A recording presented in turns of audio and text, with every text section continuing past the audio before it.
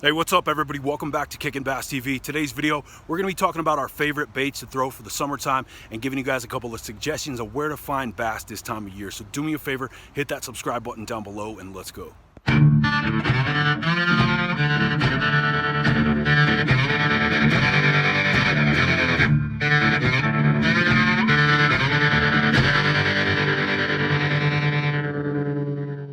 Alright guys, so catching bass in the summertime can be difficult for certain anglers. Today we're going to try to offer a little bit of help for you guys, show you how their behavior, their patterns actually become pretty predictable in the heat. Knowing when and where to target them is key, like areas that offer shade cover, spots with heavy vegetation where you can punch through that matted grass, or you can fish right outside the perimeter to try to draw them out of it. You've got areas that have laid down tree cover and brush line where big females like this one here are going to be seeking shade in the middle of the day. You've got your reeds and tules along the bank that are great for shallow summering bass, and you've got your bass in open water that are going to be hanging out off of ledges and offshore rock pile. When it comes to our favorite lures this time of year, Topwater is always a great way to start off in the summer, throwing those frogs, those buzz baits, walking baits, poppers, whopper ploppers, things like that. And not just in the morning and not just around lily pads, it's also a great time of year to throw those frogs, wake baits, and glide baits out in that open water in the middle of the day.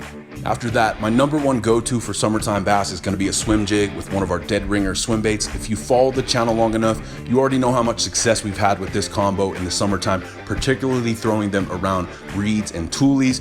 You've got that weedless presence that lets you come in and out of 95% of those problematic areas without getting hung up most of the time. You've also got the benefit of that really stout razor sharp nickel steel hooks that they put 4 and 5/0 on all of their jigs at 6 cents, which is one of the reasons why we prefer to fish the Divine swim jig over any other swim jig on the market. You've also got the added benefit of having that screw lock bait keeper that they have on there that keeps those plastics in place longer, saves you money in the long run. So if you're not throwing a swim jig in the summertime, especially if you've got docks to throw under areas with problematic cover and heavy vegetation, check them out, because this is what we caught some of the biggest fish on the channel yet so far. Another great option this time of year is your deep diving crankbaits. This is the time of year where I really start turning on the power fishing, breaking out those shad imitators, trying out those bold summer colors, targeting those bass that are in the 10+ depth range in the column. And especially if you're on a boat, working all that open water and you don't have a lot of time out there, this is the number one way for you to cover water and find where those bass are stacked up. Once you do, then you can really start to slow things down, break out those finesse jigs, wacky rigs, Senkos.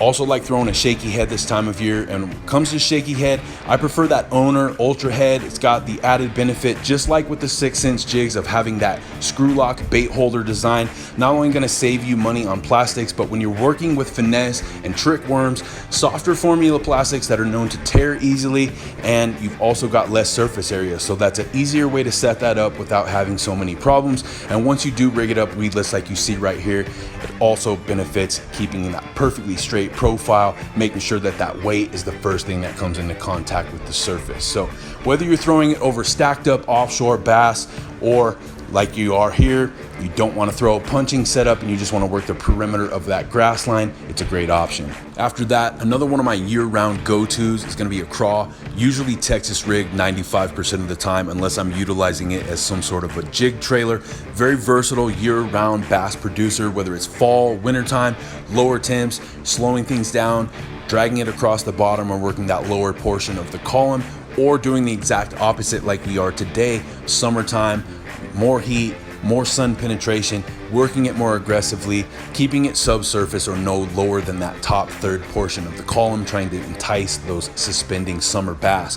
As you can see, very effective. Fishing it very aggressively here, getting those claws to kick and move as much water as possible, and not only be mistaken for a craw as forage, but also similar profile to smaller bait fish that they're known to be feeding on this time of year as well. So as you can see, very effective type of bait no matter what type of situation you're in the summertime. It also has that weedless presence and definitely produces numbers for us all throughout the year. Not only that, that area that we showed you at the beginning of the video off these rocks here, that really was the only spot where those bass can find shade cover in the hottest part of the day.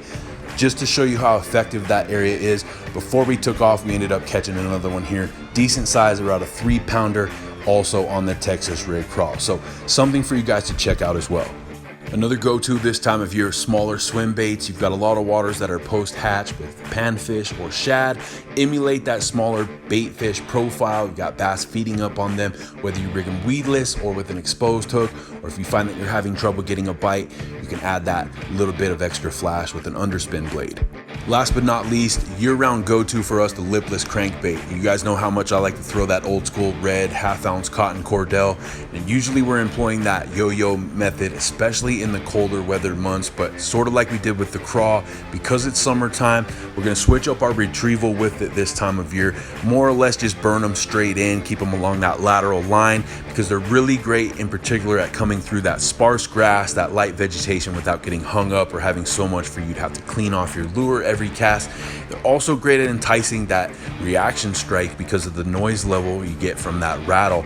And we don't just like throwing the red because of the fact that it's a nice bold color to stick out in this stained water, or because of the fact that it's great for pre-spawn. It's not only great for pre-spawn.